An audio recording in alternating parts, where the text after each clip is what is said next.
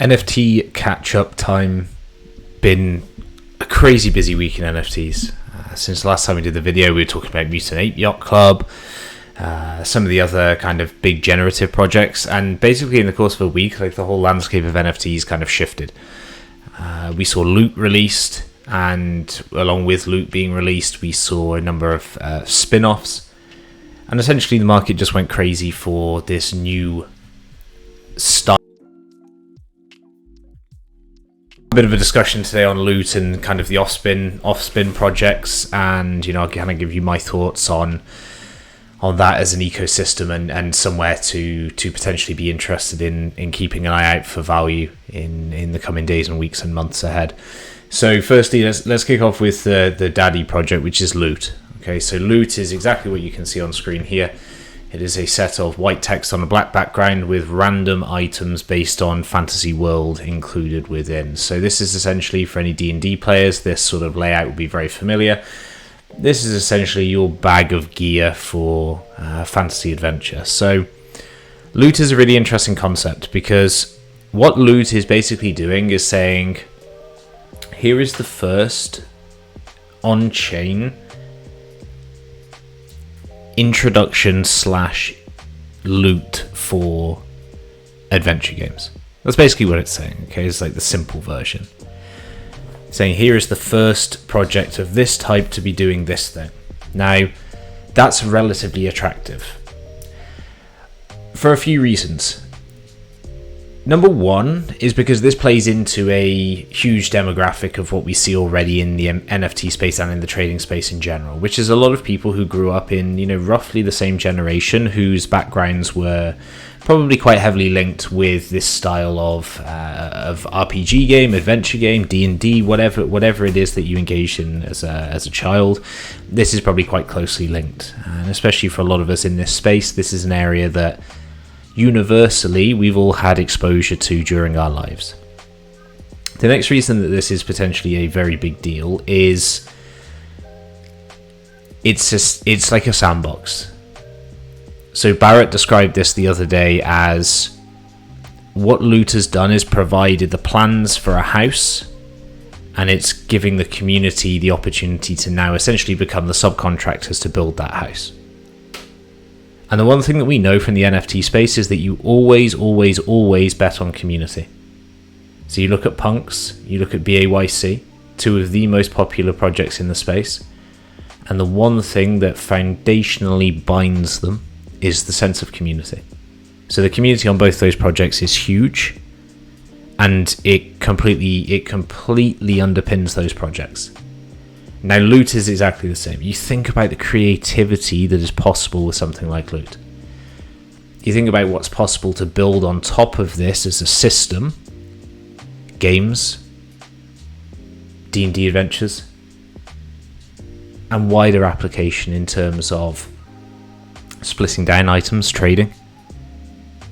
This is the formation, potentially the framework, foundation, formation of larger on-chain gaming systems, which is a pretty big deal. So Loot for right now is, number one, a very attractive project to the market. The market, obviously, you can see by the 12 ETH floor price here, finds it very attractive, and it's something that personally I find incredibly attractive as well. I think that this is an amazing idea that allows creative minds to go to work on what they want to do and what they want this to become. And so for me, Loot is a really big deal in terms of breakthrough in this space. Where's fair value? I think anything under 10 is a good long-term buy for Loot. We saw the other day there was a couple of pieces of FUD, there were a couple of other projects that launched that kind of directly went after Loot, and Loot went down all the way to 5 ETH. By the next morning, Loot was back above 12 ETH. Okay, so there is huge demand sub 10. Now, we saw a lot of panic selling, and I'm sure a lot of people filled up on their Loot allocation during the dip down to 5. Is it worthwhile picking up one of these if you're on a budget? Probably not. There might be better options for you. If you're swimming in ETH and want to have exposure to something that is potentially going to be a very big deal in the NFT space, is it worth having exposure to Loot? Yes. That's kind of the way I see it for right now. So loot, very important. The other thing is this has also captured the imagination of some of the larger devs. So you look at Andre, for example. Somebody who is now very interested in loot and what loot kind of brings to the table. So this is changing the way that we're looking at kind of some of these creative concepts. So big deal. And let's start off with Bloot. So on the back of Loot being released, we saw a number of spin-off projects. Okay, we saw Bloot released. We've seen recently the Solana one, Sloot. We saw this range of projects released that were basically copycat projects, maybe some slight different tweaks, but were essentially the same concept. And Bloot is one of those. So Bloot is created by Beanie Maxi. Beanie Maxi is somebody who has been in the NFT space for a long time and works with various projects. Beanie is a wonderful marketer. So you'll notice I'm not really talking about the project too much. I'm talking about the individual here. Beanie is a wonderful marketer. Very, very good at what he does. Very good at driving attention to projects. Very good at executing projects.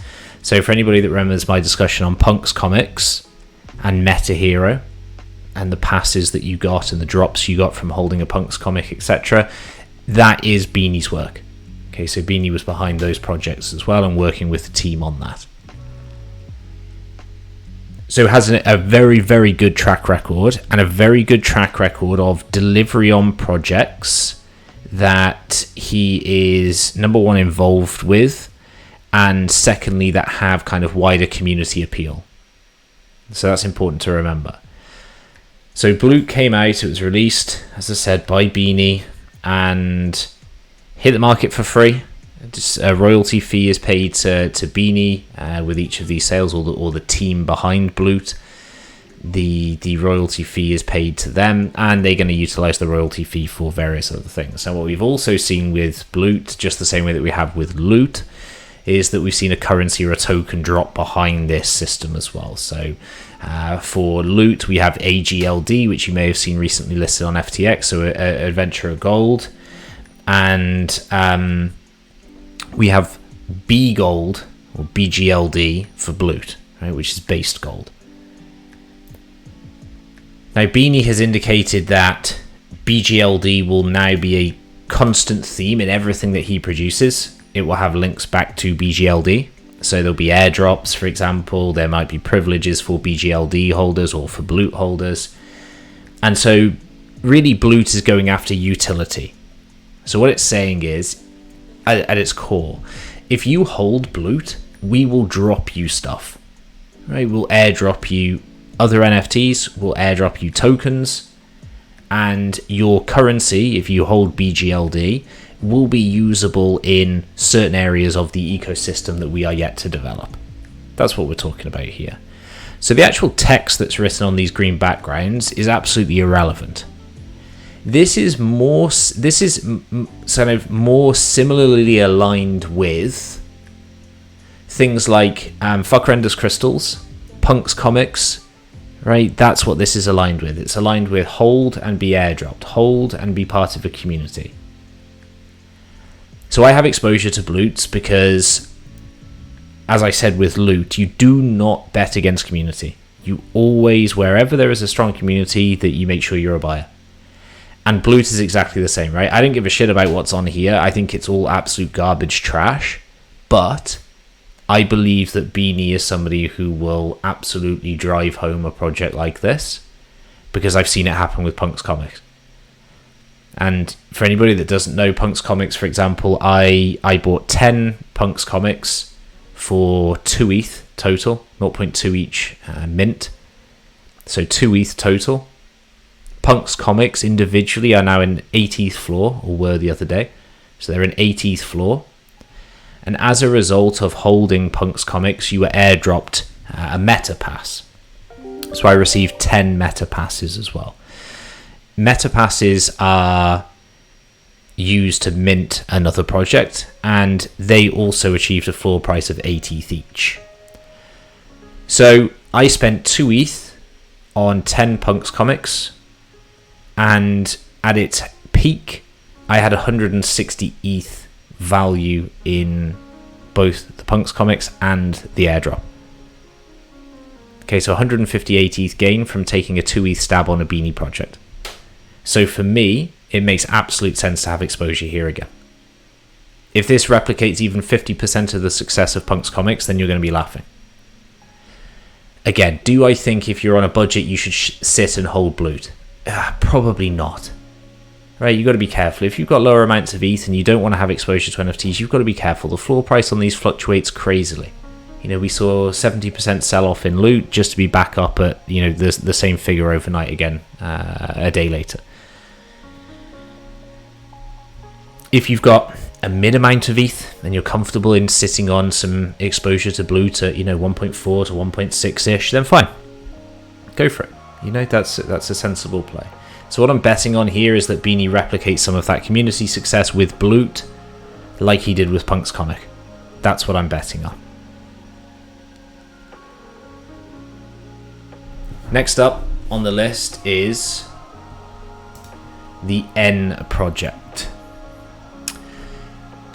The N project, you'll notice here, very, very similar to Loot, very similar to Bloot. However, this time we just got a bunch of numbers on screen.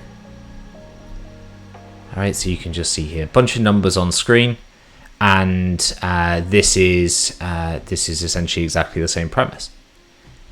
Now, the way the reason that I like the N project so much, and in conjunction with these other things that I like, is, and this is the reason I selected this order to go through these in.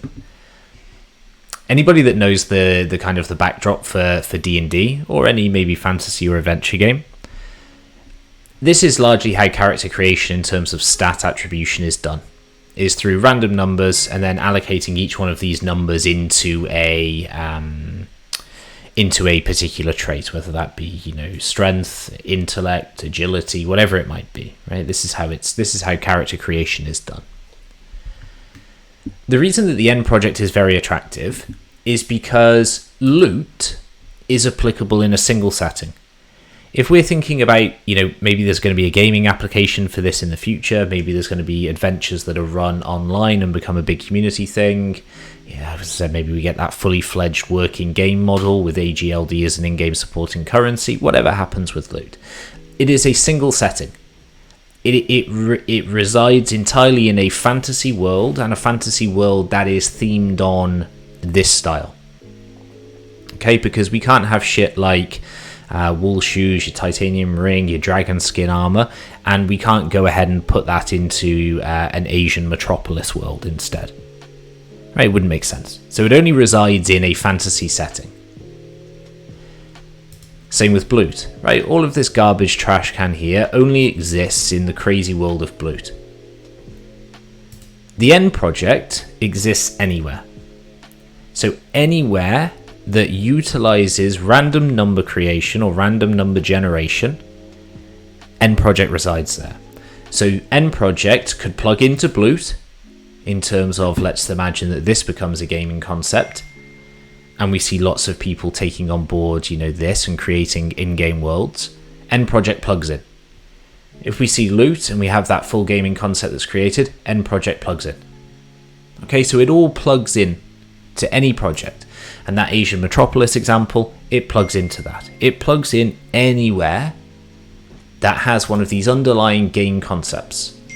Whereas these individually work in single settings. This works anywhere. So that's why the N project is exciting to me, because I think this has a far broader, and apologies for the text coming through, this has a far broader spectrum of application. The usability of this is far greater than the other two. And actually, I think this is heavily undervalued still. I think once people start to appreciate the fact of what the N project can be used for, it has a huge application. We've already seen 3.7k ETH traded on this with a floor price of 0.94. Okay, 9k items total and 2.8k owners. So we've got multiple ownership in here. You know, we've got kind of three owners per N. Three N projects per owner as an average. but this is a really cool project in terms of the application that it has. Again, fits potentially more budgets down here, and is potentially very good to capture on one of the sell-offs that we see, or one of the reductions in price. So we can see here now we are creeping up towards that 1 ETH floor. We've got obviously quite a few to get through in the 0.98s and 99s before we do get into that 1 ETH. And then we've got a stack at 1 ETH to try and pass through. So, I would expect there to be dips lower in end project. There's so much traffic here at 1 ETH that things just start to get a little bit crazy at that point. So, this is going to bounce back and forth. It's going to head back lower. It's going to bounce back higher. So just think about what you would like a personal allocation to the end project to be if this is something that you are interested in being a buyer of. Okay, and with all of that, we're going to end the video here. I think it's good to keep it kind of fixed and focused on these style projects for now. And then I'll dive back in with some NFT updates for wider projects on another video. But this video here we can leave at this point. There's no future mints that I'm particularly looking at the moment. I do personally need to get a bit more exposure to the Sol ecosystem, so I will be looking to do that. And I hope this video was helpful to you. If there's any questions on any of the projects that you've seen, or you want to know more information that I can assist with, then just shout me in the NFT discussion channel, and I'll be happy to help you out.